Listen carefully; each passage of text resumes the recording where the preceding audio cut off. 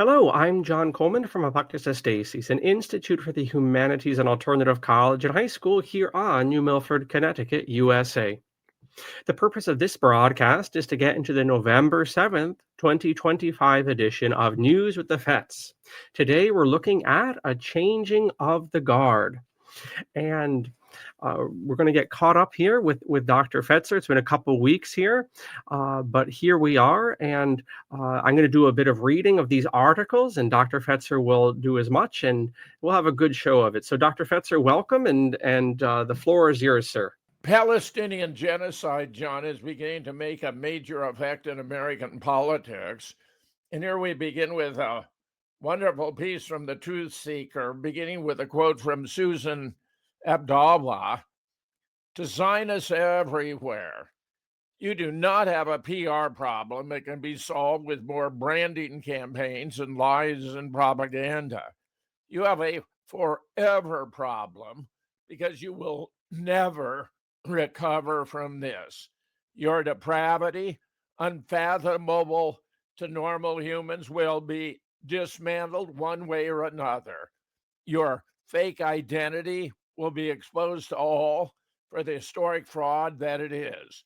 You are the pariahs and parasites on this earth, and the world is finally waking up to this truth.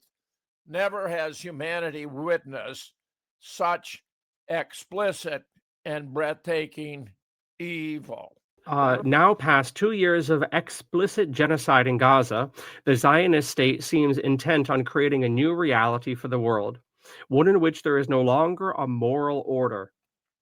As the quote unquote chosen people, Zionists feel entitled to do what has always been forbidden for all the world to see. They kill women and children, bomb hospitals, bomb homes and neighborhoods, bomb tents, which people were then forced to live in, withhold food from people they have already starved, assassinate leaders, destroy sanitation infrastructure and water supplies, destroy farmland and olive trees, shoot fishermen, murder journalists, demolish homes with bulldozers, torture and execute prisoners, use people as human shields, snipe children, agree to ceasefires but continue bombing, and more.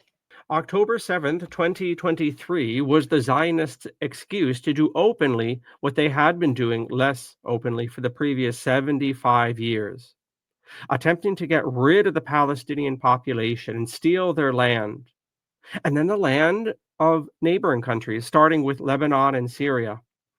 In July 2024 speech to his craven representatives in the US Congress, Benjamin Netanyahu claimed to be defending civilization from barbarism when, in fact, the Zionist state was and is busy returning civilization to barbarism. Aside from outright lies, Zionist propaganda is always marked by projection, accusing others of what it is doing, and inversion, turning the truth upside down. Indeed, one form of inversion is taking whatever is concerning good and doing the opposite. Sabbat Zevi, who declared himself the Jewish Messiah in Simra in 1666, taught that doing things considered sinful actually led to redemption. Zevi was supposedly reincarnated 50 years after his death in the person of Jacob Frank in Poland, who went on to create the cult of Sabbatean Frankism. These men are considered apostates by the Jewish mainstream, but their insane messianism has strong reflections in the outlook of men like Benjamin Netanyahu, Itmar Ben-Gvir, and Benzil Smotrich today, who have the backing of most of Israeli society.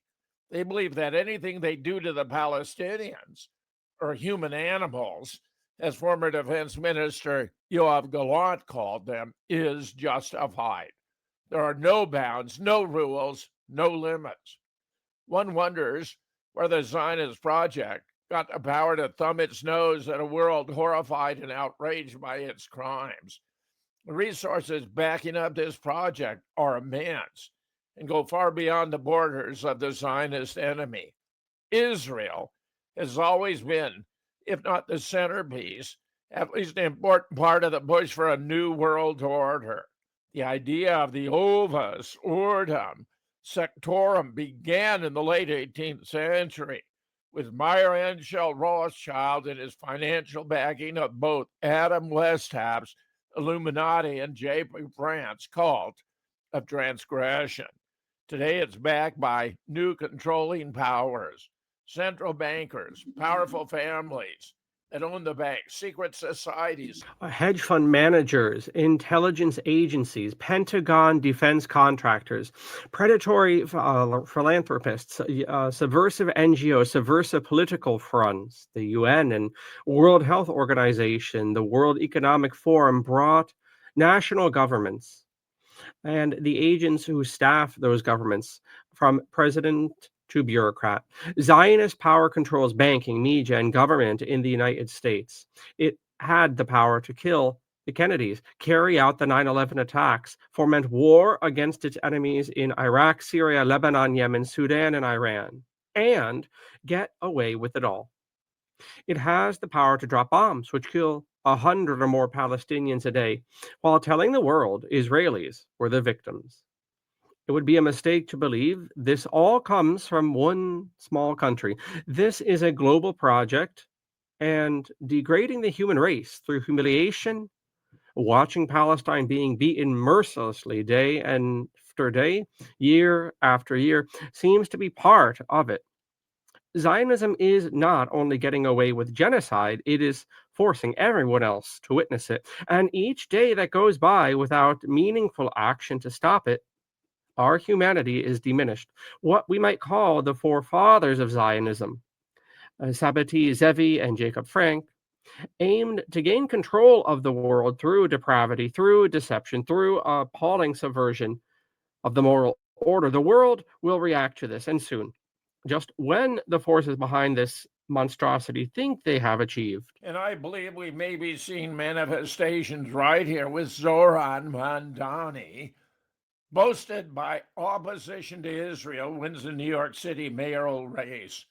Democrat socialist Zoran Mamdani, whose campaign took off due to his opposition to Israel, won the New York City mayoral race on Tuesday in yet another rebuke of the Israeli lobby. The first New York City mayoral debate on the 4th of June 2025, wherein a moderator, quote, violated the sanctity of the lightning round, unquote, pressing Mamdani to declare his support for the existence of Israel as a quote unquote Jewish state, caused his poll numbers to surge and put him within striking distance of Andrew Cuomo. His numbers continued to climb as widespread opposition to the genocide in Gaza continued to grow. And his pledge to arrest Israeli Prime Minister Benjamin Netanyahu, in accordance with the International Criminal Court's arrest warrant, electrified his base. Here we have Chris Manahan tweeting. Dan Zener says New York City is about to elect a mayor, Zoran Mandani, who say he's going to arrest PM Netanyahu when he's in New York, which he has to be with regularity. He warns the same could happen to IDF soldiers, officers when they return to New York City from Gaza, as though that would be a bad thing. The Israel lobby had all their assets, including Fox News, working frantically for months to try and tear down his campaign and prop up Democrat Andrew Cuomo, but they still failed. Last-minute endorsements for Cuomo from President Trump and Elon Musk also had seemingly little or no effect. Mamdani, as of 1:29 a.m. Eastern Standard Time, with 91% of the vote in, was winning with a 50.4% of the vote, meaning that even if Curtis Sweela dropped out and all his voters somehow magically decided they wanted to vote for Cuomo, whom they hate, Mamdani still would have won. Meanwhile, another, Israel's diaspora affairs minister, Amachi Childi, suggests Jews flee to Israel in wake of Zoran Mamdani's election. Thus, the headline, Times of Israel. Election of Hamas supporter Mamdani means New York Jews should flee to Israel, says minister. Unfortunately, Mamdani, towards the end of his campaign, started caving in to the lobby, capital L, to the lobby's demands.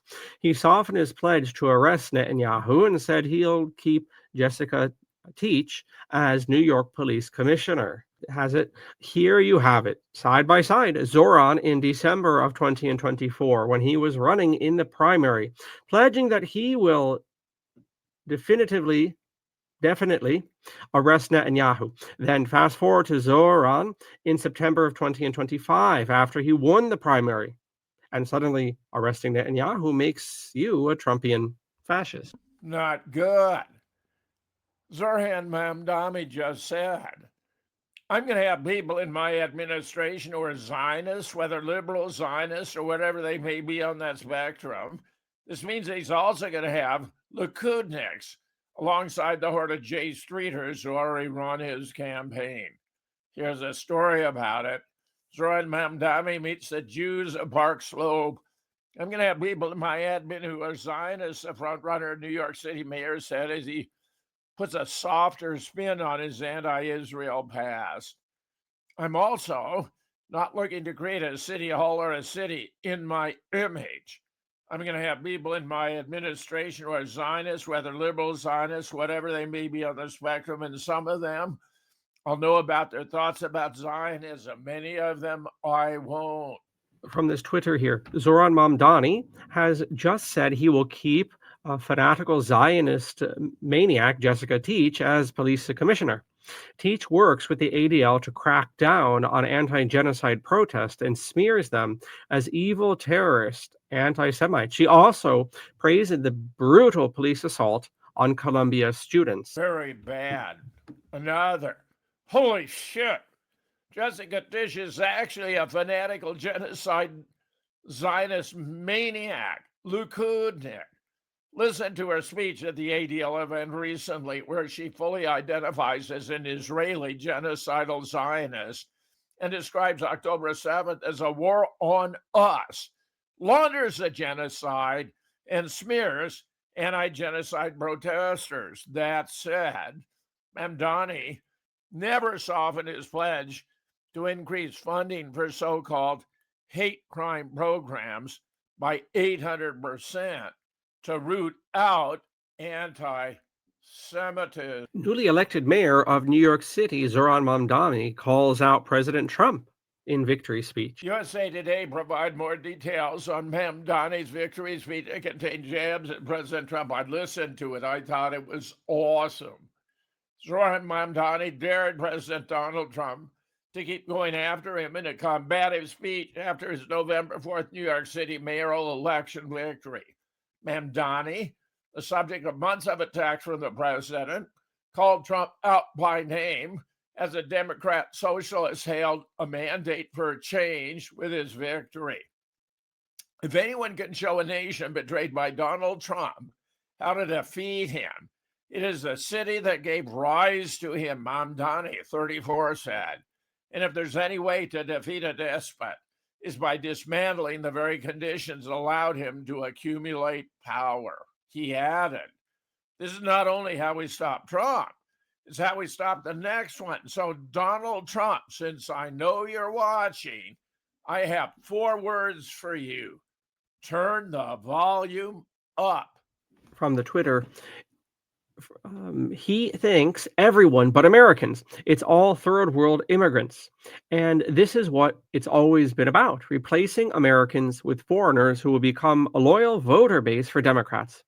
If mass immigration is not taken care of, Republicans will continue to lose. And then within the Twitter, there's another one from Greg Price, a quote from Zoran, quote, this movement was made by Yemeni bodega owners, Mexicana abuelas, Senegalese taxi drivers, Uzbek nurses, Trinidadian line cooks, and Ethiopian aunties. Meanwhile, just in, President Trump responds to election results. Tonight was essentially a blue bloodbath, with Democrats sweeping multiple state elections. Here's a quick rundown of the results so far. Democrats score several election victories tonight, including Zoran Mandami as mayor of New York, Ataf Pervial, mayor of Cincinnati, Abigail Spanberger, governor of Virginia, Mikey Sherrill, governor of New Jersey, and Ghazala Hashami, lieutenant governor of so and such state. And in addition, Jay Jones, Attorney General of Virginia, Alicia Johnson, Public Service Commissioner of Georgia, Peter Hubbard, Public Service Commissioner of Georgia, Pennsylvania Supreme Court. Many of these victories seem more than a little fishy, but cheating or not, Democrats took it all. And now President Trump has issued a response to tonight's shameful election results. He posted on Truth Social. Trump wasn't on the ballot, and shutdown were the two reasons Republican lost elections tonight, according to pollsters. Many folks echoed President Trump's sentiments on X. For instance, Laura Loomer said, "Why did the GOP run two never-Trumpers for governor in New Jersey and Virginia? Why did the GOP refuse to speak the truth about Islam when multiple Islamo-commies are on the ballot? How come we haven't seen any real efforts to secure our elections? This is outrageous." General Mike Flynn also gave the GOP a reality check. And the nation won't be that far behind today's message of the GOP. Get your shit together fast and start doing stuff. The American people are fed up with politics and your political bullshit. We want action. Another tweet from Flynn. The Democrats sweeping nearly every election tonight is 100% a sign of voter fatigue with the Republican Party. And can you blame us? First, elections are a referendum on the current political climate. Second, I don't blame POTUS, but he really needs to wake up to those around him who are. Meanwhile, Tucker's interview with Nick Fuentes has created a complete sensation. Tucker Carlson's interview with Nick Fuentes has gotten considerable coverage in the media. For example, quote, Tucker Carlson discusses these Zionist Jews, quote unquote, with avowed anti-Semite in the New York Times, in the Times of Israel. So this is a headline. Also, another headline, Heritage Foundation president stands by Tucker Carlson after host platforms anti-Semitism, unquote, in the Jewish Telegraph Agency. Regarding the Heritage Foundation, the email from Jewish Insider reads, communal concern. Jewish conservatives, including the CEO of the Republican Jewish Coalition, condemned the Heritage Foundation president Robert's defense of Carlson. RJC CEO Mark Brooks said that Heritage's defense of Carlson and Fuentes, quote, is a total abrogation of their mission and what it means to be a conservative today, unquote. Brooks said there will now be a quote unquote reassessment of the RJC's relationship with the Heritage Foundation. Another title, Jewish lawyer quits Heritage Foundation's anti-Semitism task force over the Tucker Carlson defense. Elevating him and then attacking those who object is somehow un-American or disloyal in a video repeat with anti-Semitic tropes and dog whistles, no less, is not the protection of free speech. It's a moral collapse disguised as courage, wrote Mike Goldfeder, who's also an Orthodox rabbi. He continued, it's especially painful that Heritage, an institution with an historic role in shaping conservative policy, would choose this moment to blur the line between worthwhile debate and the normalization of hate. Roberts went after Fuentes, but it's noteworthy he failed to condemn Tucker, presumably because Tucker is well connected to mainstream conservatives and has had ads for the Heritage Foundation on his show since scrubbed from their website. New York Post headline, Heritage Foundation in revolt over Tucker Carlson defense after controversial Nick Fuentes interview. footsie with liberal Nazis. In Carlson's 2-hour interview, which has racked up more than 17 million views on X, Fuentes called himself, quote unquote, a fan of Soviet dictator Joseph Stalin and denounced the influence of, quote unquote, organized Jewry in United States politics, while Carlson accused American Christians who support the state of Israel of being heretics with a quote unquote brain virus.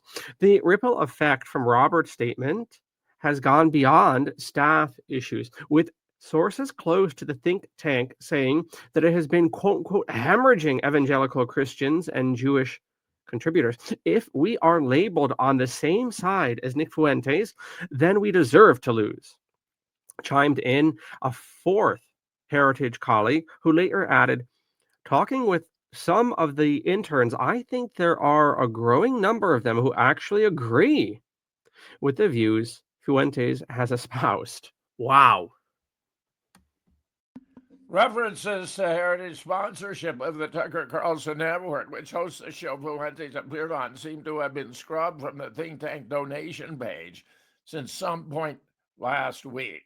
David Bernstein, author of Woke Anti-Semitism, a former member of a task force at Heritage called Project Esther, a national strategy to combat anti-Semitism, told the Post Monday he had resigned from his position over Robert's remarks.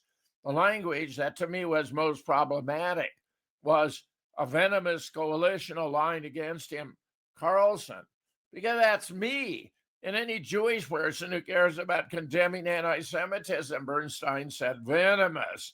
If the shoe fits, wear it. They openly preach white supremacy and the hatred of Jews, among other noxious ideas. They no longer feel the need even to try to hide their bigotry. A good sign indeed.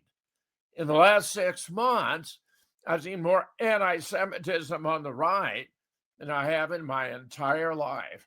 This is a poison, and I believe we're facing an existential crisis in our party and in our country, said Senator Ted Cruz Friday night. Here's the way I think we should think about these issues. From my article, The Failure of the Default Hypothesis to Explain Jewish Influence. In general, this area of scholarship, whether it's the Israeli Lobby or the Frankfurt School, stands or falls depending on whether certain specific influential intellectual and political movements of the 20th century were originated and dominated by Jews who were attempting to advance Jewish interests. Thus, it does not stand or fall on whether Jews in particular movements constitute more than their percentage of the population as a whole. Whether Jews in general are ethnocentric, the rate of Jewish intermarriage, or whether most Jews were even aware of particular movements.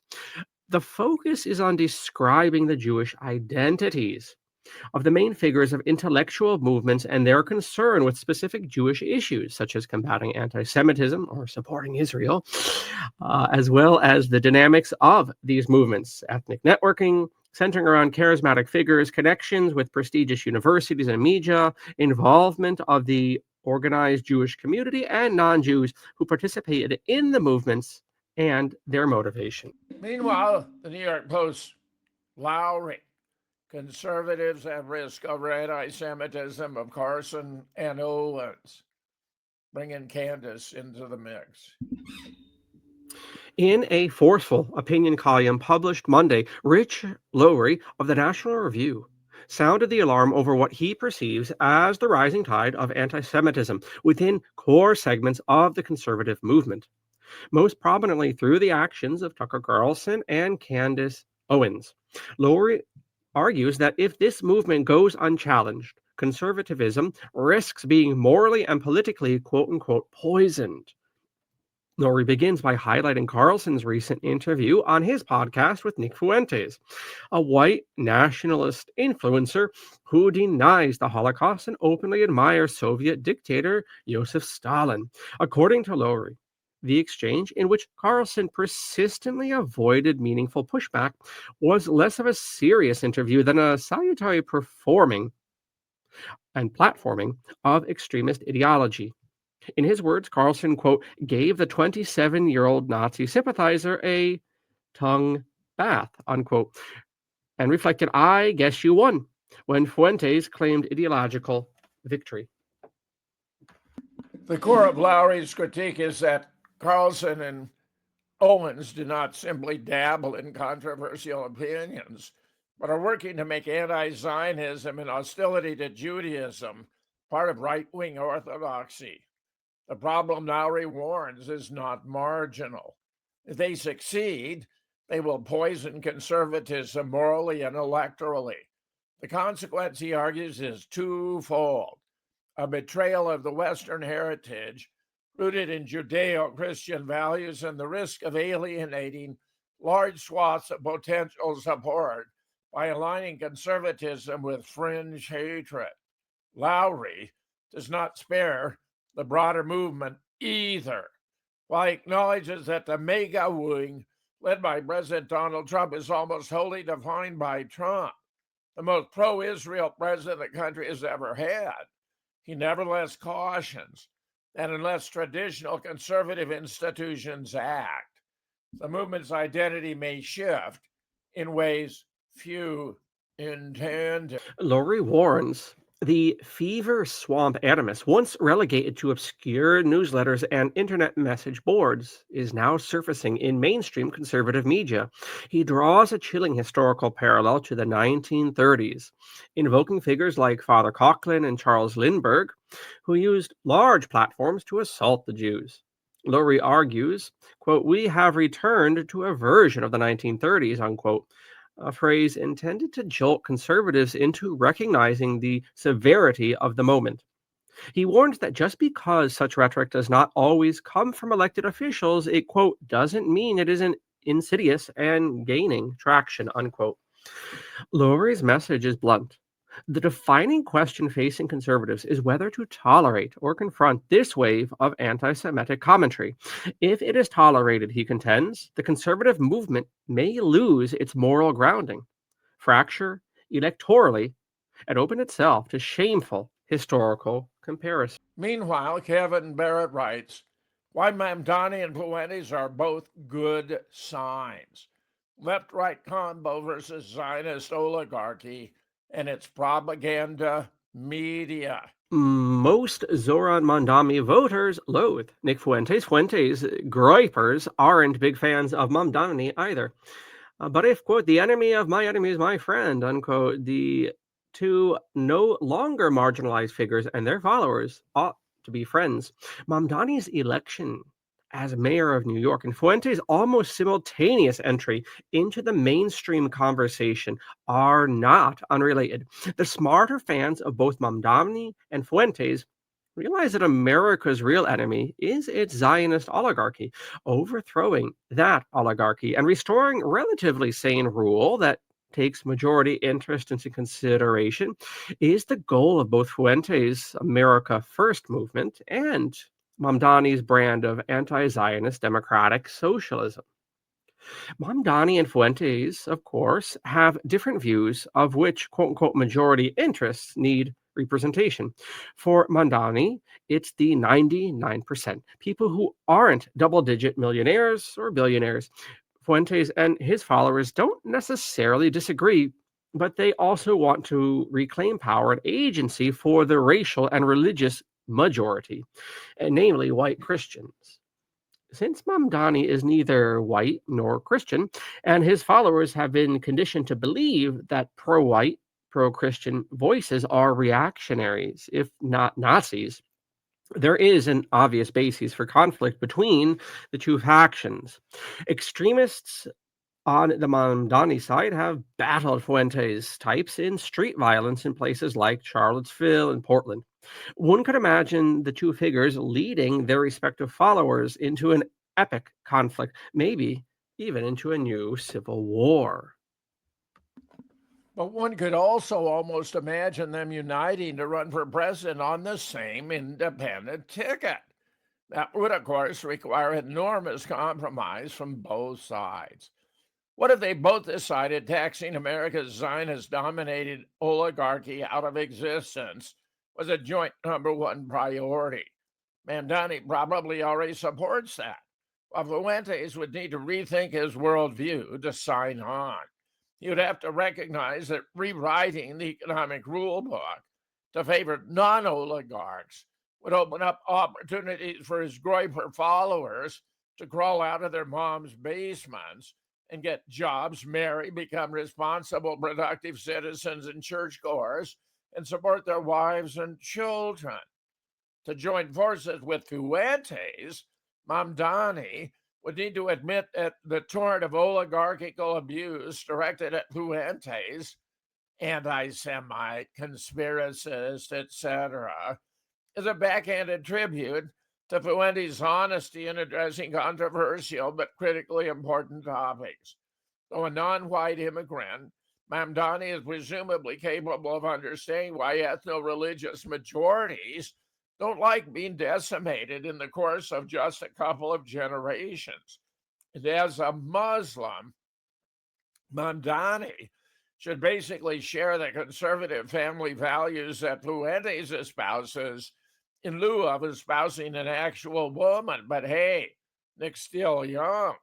To the extent that Mamdani is a believing and practicing Muslim, he had to prefer a country dominated by Christian-style family values to the current Sodom and Gomorrah.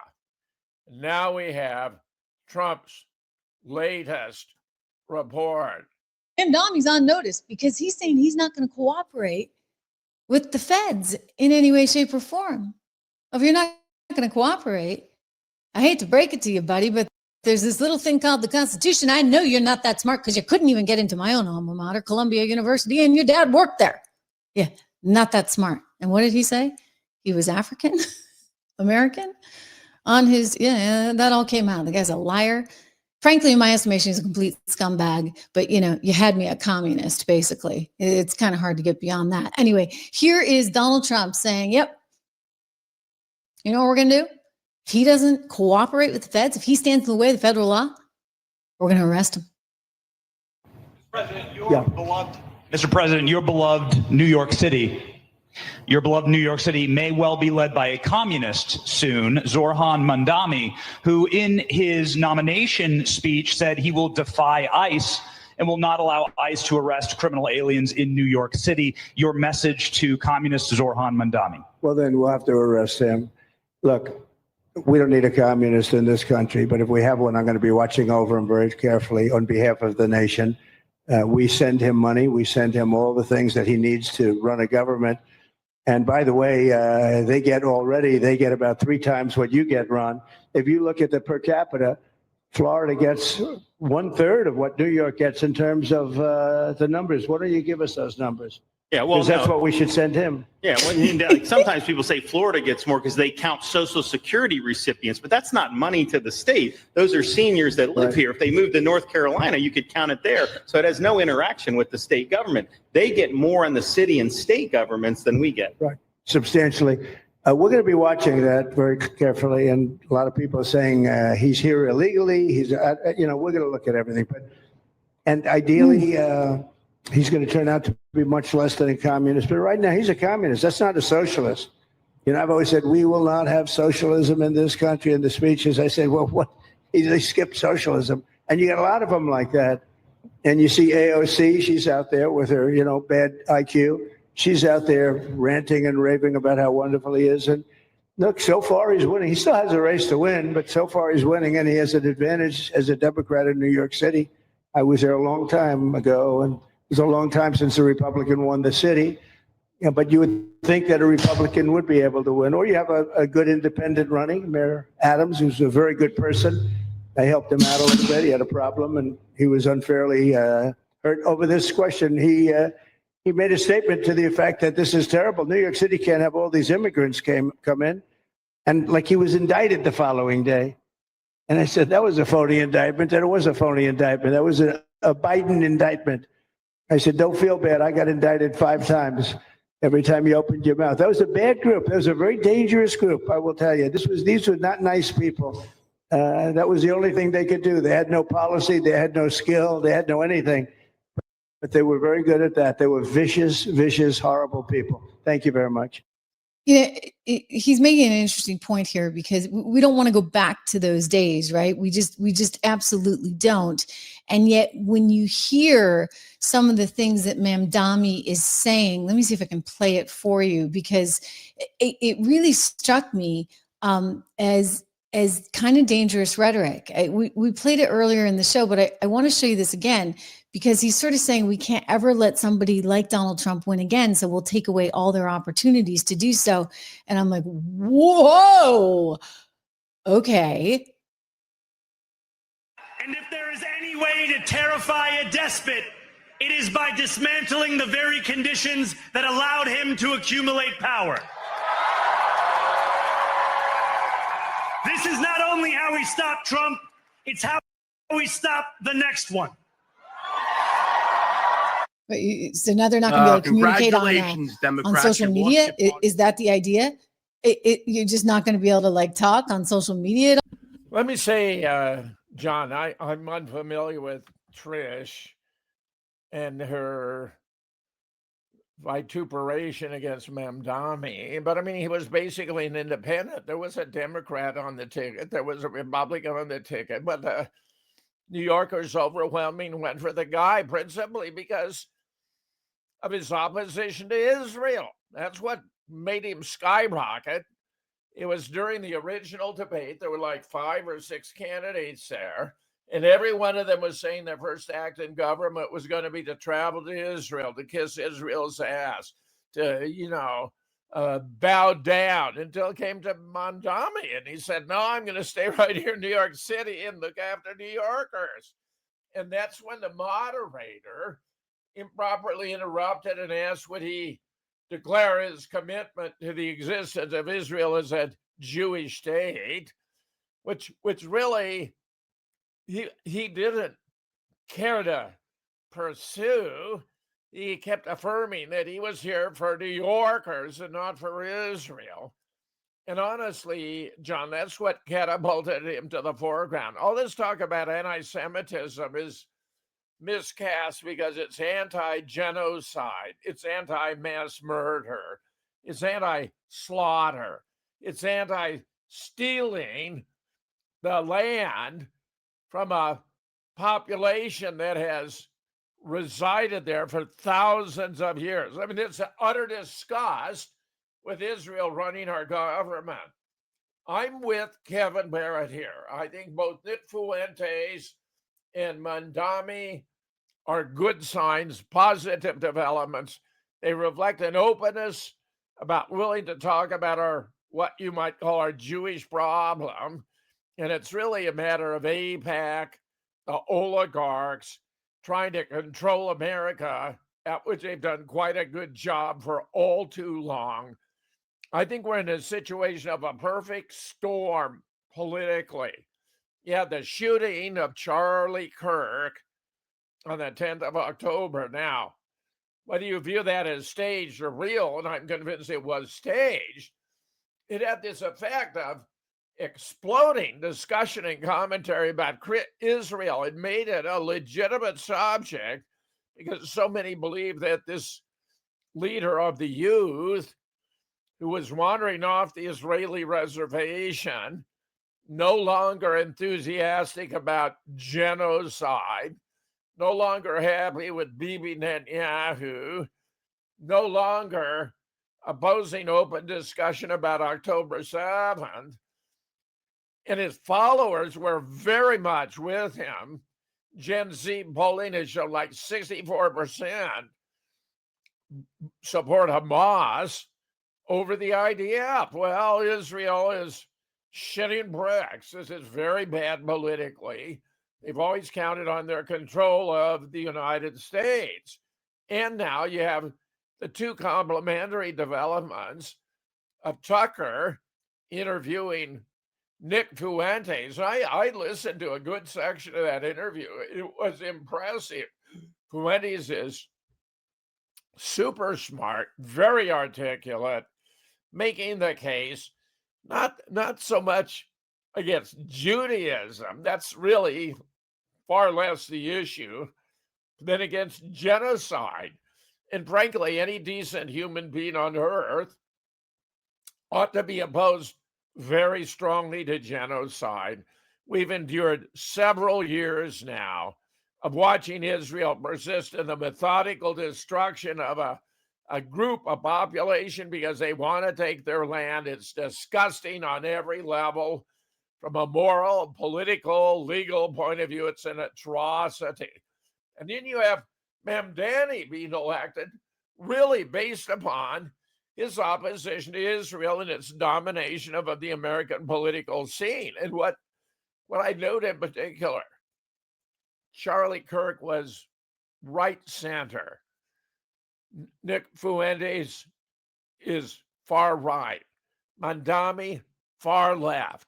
You have a convergence of virtually the entire political spectrum in opposition to Israel. And when this Jeff Rowley talks about anti-Semitism poisoning the American body politic, it's actually been the Jewish lobby that's been poisoning the American body politic. It is a problem we must deal with. It's a problem we must confront. And I think by virtue of a series of highly unexpected circumstances, we're finally in a position where it just might happen, John. So I find all of these developments very uplifting. I'm very supportive. I think the situation of politics have changed. And as that opening quote reflected, this is not a temporary issue of public relations where more lies or more propaganda can deal with the issue. This is a forever problem. The toothpaste's out of the tube, the genie's out of the bottle. It ain't going back, John. And frankly, I count that as a gigantic step forward for the American people. I only hope that in the sequel, petty tyrants like Trump, and he's an avowed Zionist. I'm convinced he converted to Judaism in 2017. There are many who believe he's actually the Messiah, the Jewish Messiah returned to earth. I'm apprehensive as those final passages reflected that he's going to do everything he can undermine Mamdani in New York City. The man has to proceed with enormous caution because there's a gigantic target on his back. And all I would add to that is a distinction you made here, Dr. Fetzer, and it's worth bringing up again, and that is the difference between Judaism and Zionism. And you can see in the earlier articles we read, the likes of the ADL and other Zionists in this country are very solicitous to try to associate Judaism and Jewish people with their particular political philosophy. And what's very interesting to me, I've done a lot of reading this year on the Second World War and what's called the Holocaust and so forth. What's interesting is also the whitewashing of history. In one of the articles we read, they mention, oh, we're in the 1930s, and that's supposed to press certain emotional buttons. What's interesting to me is in the 1930s, the majority political Jewish group was not the Zionists. They were very, very much on the ropes. There was another group that did not want to settle and colonize Palestine called the Bund. And it was just interesting to me, and I'll bring it back to Mamdani here. It was interesting to me, the reference to the 1930s, which is interesting because the Bund has been completely whitewashed from history, who just wanted to be European Jews and not go on these conquest and colony expeditions in the Middle East. All of that is to say, Mamdani was elected in New York City because a lot of anti-Zionist Jews voted for him. There are plenty. In fact, I believe outside of Israel, the most number of Jews are in New York City. Yes. And he would not have been elected if there were not anti-Zionist Jews. And we do need to remember that and not try to fall for the ADL's trap of lumping Jews in with all Zionists. Yes. And I just wanted to make that point. Those are excellent and very important points. Yeah. So some 30%, I understand, of the Jewish community in New York voted for Mamdani. And I think you're correct. You're, of course, absolutely right. We must distinguish between Zionism and Jewish superiority on the one hand and Judaism on the other. They ain't the same. And by virtue of being an anti-Zionist or anti-Jewish supremacist or anti-genocide, you are not therefore anti-Semitic. Well, of course, the verbal machination taking place is to stretch the meaning of anti-Semitism. So any criticism of Israel on any grounds whatsoever qualifies as anti-Semitism. We must all reject that. That is a political, linguistic ploy that the nation must repudiate. Don't let yourself be played. We're talking about very powerful forces that want to control the future of this country and affect your life and mine to benefit themselves, regardless of the consequences for us, which is a virtual definition of immorality. To treat other persons merely as means to benefit yourself or your own group, regardless of the consequences for them. John, once again, I thank you for these opportunities for us to have these conversations and discussions, which I value greatly. Great, as do I, Dr. Fetzer. Thank you, and thank you for making me, after a year and a half, work for my supper here. So I liked reading, and I hope the audience will bear with my receding hairline. I will, in the future, as I'm going to be doing a bit more reading on these, I will position the camera a little bit more aesthetically. But the point is the information, not the aesthetics, and I think we did a good job of it. So, Dr. Fetzer, do you want to talk about your upcoming conference in December, or is it a bit too soon to talk about that? Yeah, so I haven't completed the schedule, but the 13th and the 14th of December will be the 6th annual Volkswagen Conspiracies Conference. I'm delighted that John will be among my speakers. It's a very distinguished group, and I'll be bringing more information, more details. We'll have 10 or 12 speakers on Saturday, another 10 or 12 on Sunday. You might want to block it out. It's going to be available on Zoom. It's going to be a virtual conference. You can observe, participate from the comfort of your own home. And just briefly here, you may purchase Dr. Fetzer's books from Moonrock Books, which is on the banner as well as down below in the description. And Dr. Fetzer's proper site is jameshfetzer.org, also down below. When you check out all of that and buy multiple copies of all of his books, then you can head over to ApocatastasisInstitute and consider enrolling in one of our courses. With that being said, we have now changed the guard on this 7th of November, 20 and 25. And we'll catch you in a fortnight's time. Thank you, audience, and thank you especially, Dr. Fetzer. My great pleasure, John.